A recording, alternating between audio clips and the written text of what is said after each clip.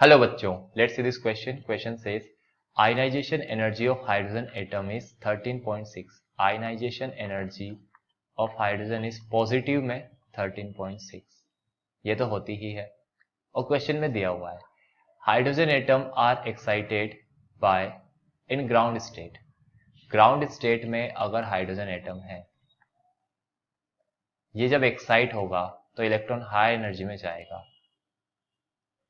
by electromagnetic radiation of 12.1 electron volt. How many spectral lines? अब बीच में कोई energy का स्टेट हो सकता है. जब ऊपर जाके नीचे आएगा तो कितनी स्पेक्ट्रल लाइंस ये एमिट करेगा? 1 2 3 4 बताइए. यहाँ पे की कंसेप्ट जो है वो है spectral lines emitted. Spectral lines emitted.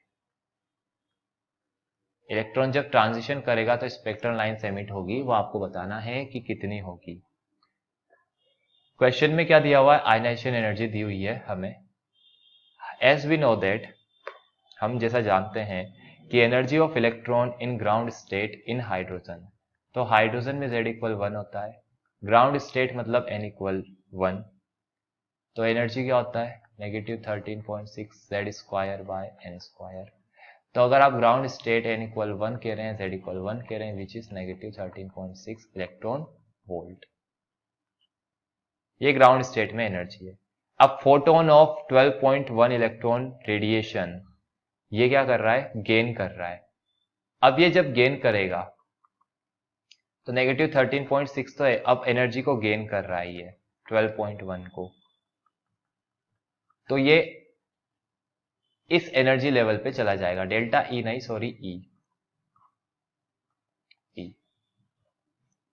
E2 क्या हो जाएगा? ये हो जाएगा. ये क्या है? ये है E1 और ये क्या है? ये है डेल्टा ई. राइट. तो यहां पर E2 ये हो जाएगा नेगेटिव 1.5 इलेक्ट्रॉन वोल्ट. तो नेगेटिव 1.5 इलेक्ट्रॉन वोल्ट एनर्जी वाले इस पे गया है ये. उसका N निकाल लूं मैं, तो इसका N में निकालता हूं. तो as we know that energy क्या होता है? Negative 13.6 Z square by N square. Energy कितनी है?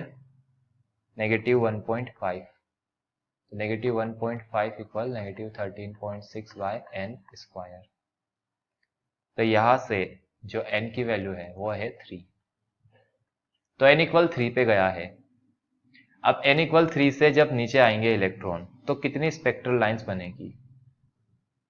तो number of spectral lines emitted, number of spectral lines